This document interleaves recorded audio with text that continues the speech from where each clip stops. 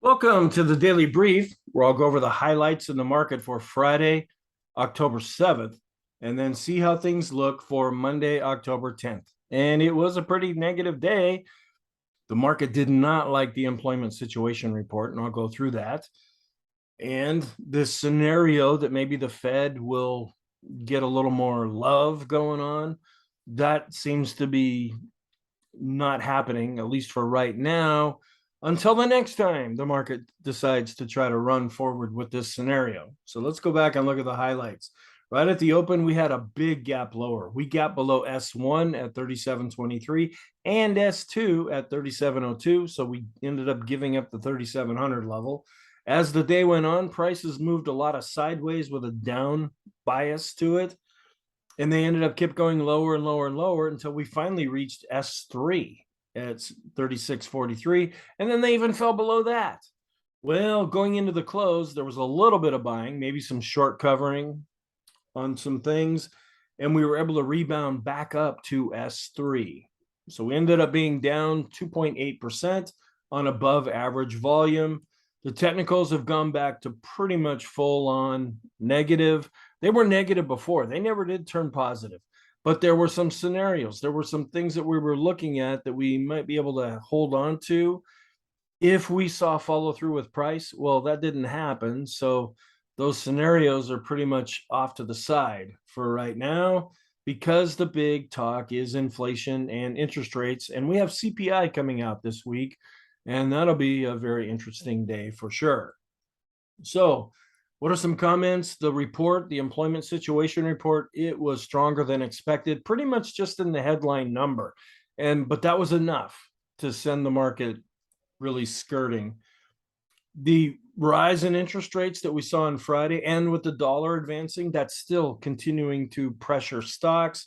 And this whole idea that inflation has topped and so will the Fed, meaning they'll stop raising interest rates, that has failed again. I think that's the fifth time for 2022.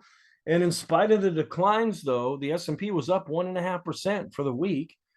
The Fed, I've heard nothing other than hawkish things coming out of the Fed, unless you hear something that I don't, but it's just not happening. We still have a number of yield curves that are in an inverted.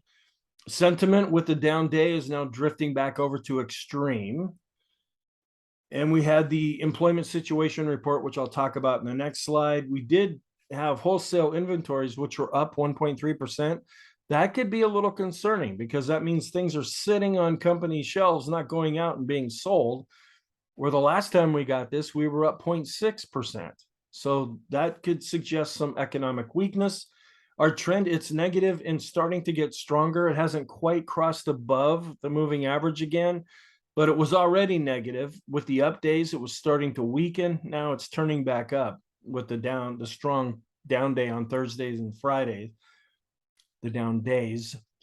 And our bias is negative with the down day, and I've switched our momentum over to negative. It's like Monday and Tuesday are distant memories now. That was the beginning of the quarter. You had some deployment of cash. You had some things happening to start off the quarter that gave some support to stocks. Well, that seems to be in the rearview mirror now. So, an employment report that came out, the non-farm payrolls increased by 263,000. They expected 250,000. That was enough to freak out the markets, as was the non-farm private payrolls. They came in at 288,000, where they expected 275.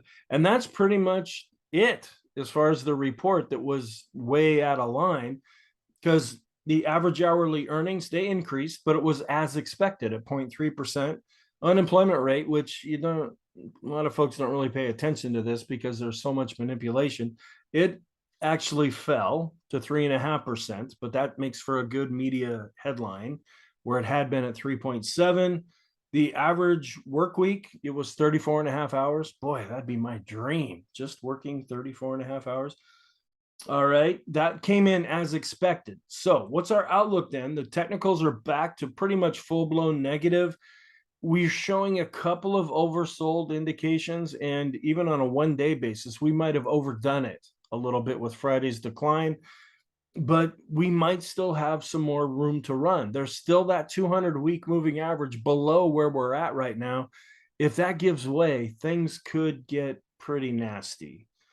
We don't have any economic reports coming out on Monday, but we have a whole list of geopolitical events. But as far as the stock market is concerned, it's still inflation and interest rates. But again, as I always say, any one of these could quickly come to the top and really influence the stock market.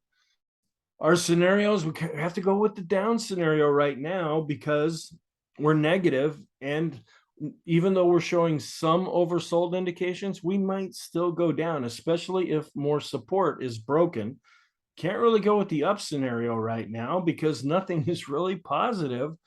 There's some few little things here and there that are still looking okay, but nothing. They were looking even better before Friday's session. So our technicals are still negative overall. We can't, and we don't want to get in front of a freight train here. And you might be able to go sideways because the ADX hasn't quite crossed back above the moving average yet, but that might change in the next day or so because the ADX is turning back up. It's above 20 and is negative.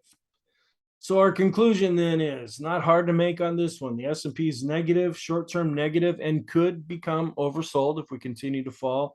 As some of our indicators start to readjust, it might give more of an extreme negative reading. Intermediate term, we're negative, and long term, we are still negative. So thank you. Please feel free to check out the full-length video. I will prepare the weekly video and the intermarket analysis video and post them as I am able.